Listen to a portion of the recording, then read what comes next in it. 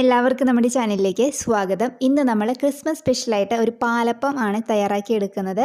വളരെ ഇൻസ്റ്റൻ്റ് ആയിട്ട് നമുക്ക് തയ്യാറാക്കി എടുക്കാൻ പറ്റുന്നതാണ്. നമ്മളിത് തലേ ദിവസം ഒന്നും അരച്ച് വയ്ക്കേണ്ട ആവശ്യമേ ഇല്ല. രാവിലെ എഴുന്നേറ്റിട്ട് മാവ് അരച്ച് വയ്ക്കുക. പിന്നെ തേങ്ങയൊന്നും ചേർക്കേണ്ട ആവശ്യമില്ല. അത്രയും നല്ല സോഫ്റ്റ് ആയിട്ടുള്ള പാലപ്പം അല്ലെങ്കിൽ വെള്ളയപ്പമാണ്. അപ്പോൾ നിങ്ങൾ ഈ രീതിയിൽ തയ്യാറാക്കിയിട്ടില്ലെങ്കിൽ എന്തായാലും ഇത്തവണ ഒന്ന് ട്രൈ ചെയ്ത് നോക്കാൻ മറക്കരുത് കേട്ടോ. നല്ല സോഫ്റ്റ് ആയിട്ടുള്ള അപ്പമാണ്.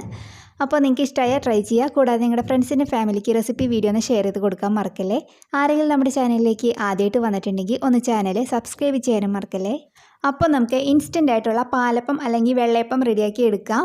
അപ്പോൾ അതിനായിട്ട് നമുക്ക് ബാറ്റർ ഒന്ന് തയ്യാറാക്കാം. അതിന് വേണ്ടിയിട്ട് മിക്സിയുടെ വലിയ ജാർ ഇവിടെ എടുത്ത് വെച്ചിട്ടുണ്ട്.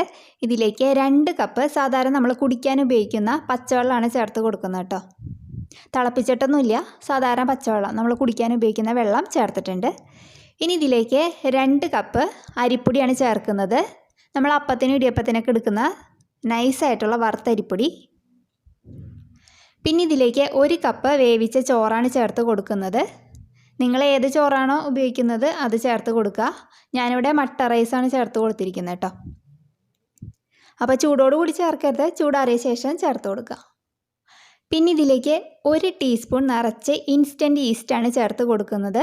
നിങ്ങളുടെ കയ്യിൽ ഡ്രൈഡ് ഈസ്റ്റ് ആണെന്നുണ്ടെങ്കിൽ ചെറു ചൂടുവെള്ളത്തിൽ കുറച്ച് പഞ്ചസാരയും ഈസ്റ്റും ഇട്ട് വെച്ചിട്ട് നന്നായിട്ടൊന്ന് ഫെർമെൻറ്റ് ചെയ്തതിന് ശേഷം വേണം ഇതിലേക്ക് ചേർക്കാൻ. ഇത് ഇൻസ്റ്റൻറ്റ് ഈസ്റ്റ് ആയതുകൊണ്ടാണ് ഞാൻ ഡയറക്റ്റ് ഇതിനകത്തേക്ക് ചേർത്തത് കേട്ടോ. ഇനി ഇതിലേക്കൊരു 6 ടേബിൾ സ്പൂൺ പഞ്ചസാര ചേർത്ത് കൊടുക്കുന്നുണ്ട്. പിന്നെ ഇതിലേക്ക് കുറച്ച് ഉപ്പും കൂടി ചേർത്ത് കൊടുക്കുക. ഇതിനി നമുക്ക് നന്നായിട്ടൊന്ന് അരച്ചെടുത്തിട്ട് കൊണ്ടുവരാം. അപ്പോൾ അതാ നമ്മുടെ മിക്സ് ഞാനിവിടെ നന്നായിട്ട് അരച്ചെടുത്ത് കൊണ്ടുവന്നിട്ടുണ്ട്. ഇതൊരു പാത്രത്തിലേക്ക് മാറ്റി ഒഴിക്കുകയാണ്. അപ്പോൾ അതാ നമ്മുടെ ബാറ്റർ ഈ ഒരു പാകത്തിനായിരിക്കണം, വല്ലാതെ വാട്ടറായി പോകരുത്.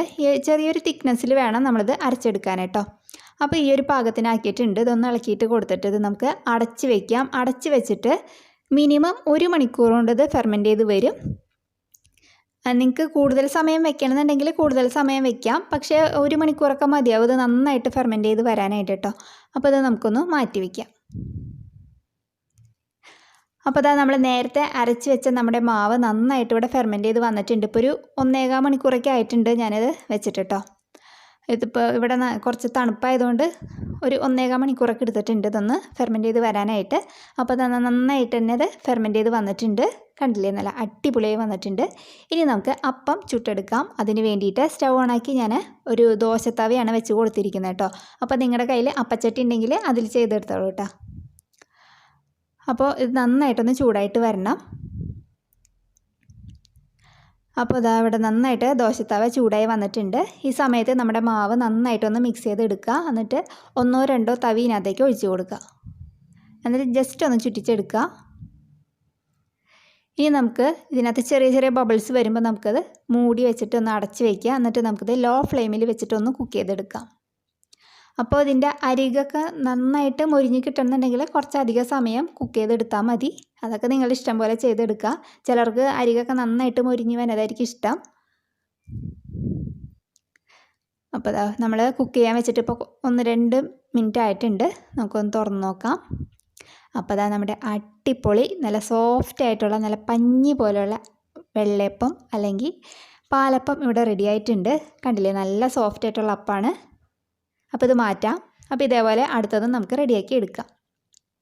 വളരെ സിമ്പിൾ എന്ന് വെച്ചാൽ വളരെ സിമ്പിളായിട്ട് തയ്യാറാക്കി എടുക്കാൻ പറ്റുന്നതാണ് കേട്ടോ ഈ അപ്പം.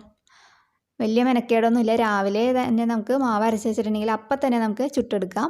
പിന്നെ ഇത് ചൂടോടുകൂടി കഴിക്കാം കേട്ടോ. അപ്പം നല്ല അടിപൊളി ടേസ്റ്റ് ആയിരിക്കും.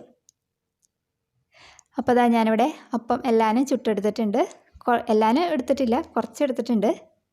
അപ്പോൾ അതാ നല്ല സോഫ്റ്റായിട്ട് നല്ല ആവി പറക്കുന്ന നമ്മുടെ ഇൻസ്റ്റൻ്റ് ആയിട്ടുള്ള പാലപ്പം അല്ലെങ്കിൽ വെള്ളയപ്പം ഇവിടെ റെഡി ആയിട്ടുണ്ട്.